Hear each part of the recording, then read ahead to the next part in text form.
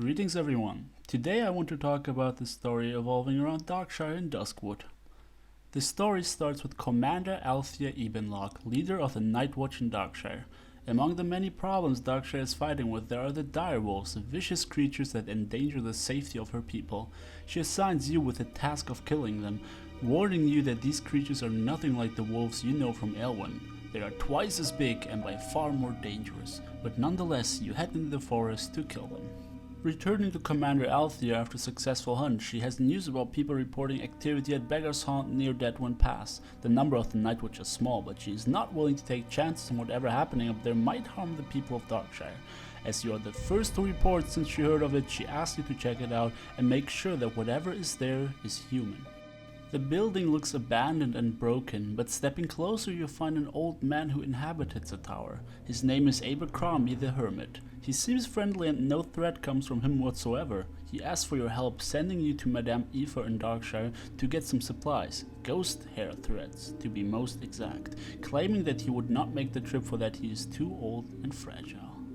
Friendly as you are, you make your way back to Darkshire and find the lady just where he described she would be. Unfortunately, she has no ghost hair threads left, but says she could make them if only you give her the ghost hair. The only source for such hair you can find around comes from a poor spirit, the Blind Mary. She haunts an old farmhouse in the hills south of Darkshire.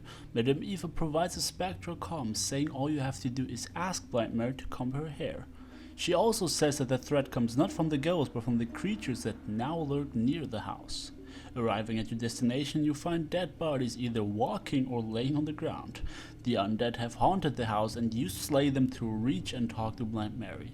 You figure that the ghost truly means no harm, but seems disturbed nonetheless. She sobs and tells you not to look at her, crying that she tore her own eyes out so she would no longer have to see herself, yet she feels your gaze upon her. At first it seemed like the ghost would feel better about herself, but moments later she started to scream at you to take the comm and leave.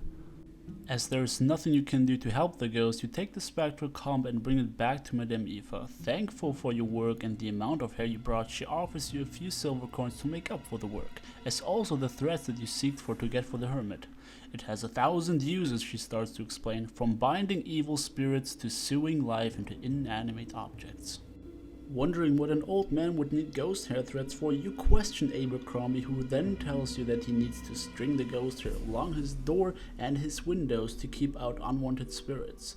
You hand over the threads, but the old man would not let go of you. Again he asks for your help and sends you to Darkshire, but this time to Tavern Keep Smith's at the Scarlet Raven. Zombie juice is what he's looking for this time. And please hurry, these nights get cold and I need that drink to put fire in my veins again. He assures you of the urgency of his task. Talking to Tavern Keep Smith's, you grow even more suspicious. First a thread made of ghost hair, now a drink that the man tells you is not requested often, but you stick to your word and are eager to finish the task, so the man gives you more information about what he needs to create the drink you're looking for. If you bring me some rot blossoms, then I can brew up a batch of zombie juice, he tells you. Rot blossoms grow in strange places, they tend to flourish on dead things, and Duskwood has its fair share of those. He sends you to Tranquil Gardens Cemetery, but warns you about the dead that walk around there. Having made first experiences with the living corpses, you don't fear them anymore. But these undead are different. Some of them wield magic, but you still manage to slay them and obtain the ingredients necessary to create the brew. Tavern Keep Smith's has no problem creating the drink you seek for now, but warns you once again. Here's your zombie juice, but be careful with this stuff, it's strong enough to raise the dead. Back at Beggar's Haunt, you hand over the zombie juice and the man says something most suspicious. 1,000 thanks, you warm an old man's heart with your foolish... with your kindness. Acting like you have not heard the insult, you engage into another task for the old man. A crate filled with precious tools and herbs is what he misses. He had to leave it behind while gathering herbs weeks ago because ogres had attacked him. You have slain wolves, undead and even magic wielding is also heavily armored zombies. A few ogres would be no big deal for someone of your skill, you tell yourself. The ogres truly were no match for you. Managing to avoid most of the combat by sneaking around, you figure that they match their reputation of not being the brightest kind of creature in Azeroth and slay the few that lurk around the crate.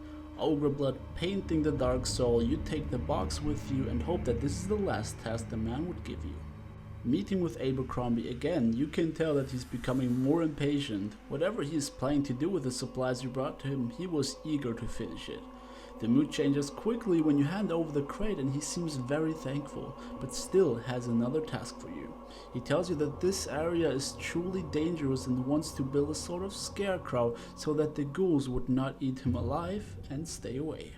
For that he needs 7 ghoul ribs, which you shall gather at Manor Mistmantle's grounds in the north of Darkshire.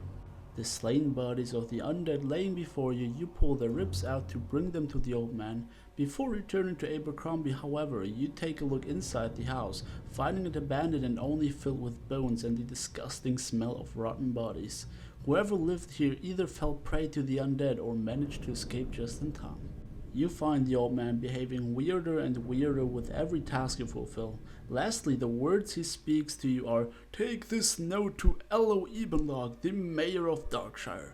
He and I are old friends, and when he reads it and discovers what you did for me, I'm sure he'll be just as happy as I am." You have a weird feeling about this, but if that note would be his final task for you, that task you would do. Your suspicions are confirmed when you look into the pale face of the mayor and then hear him yell, "You fool! You've doomed us all! You're not the first fool to be manipulated by Abercrombie. That doddering old man is known as the Embalmer to us. He's a vile necromancer and blight upon this town. And now, sewn together and given life by the very materials you brought him, his horrible creation approaches. That hideous creature will be upon us in mere moments. If you have any heart, you will help the Nightwatch drive off the abomination and save our town." The sound of arrows singing through the air and blades being drawn caught your attention and you rush outside just to find Darkshire in flames, the Nightwatch struggling with the battle against a giant undead, on his shoulders sitting his master that has stitched him together. You realize too late that your doing was wrong and ultimately bring the very destruction to Darkshire.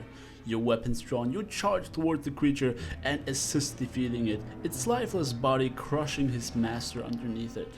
You brought doom and then salvation to the people of Darkshire, and now Abercrombie was defeated and will never again stitch corpses together. This was Warcraft Unlimited, today talking about the story of Darkshire. If you enjoyed the content, feel free to subscribe and I hope to see you next time.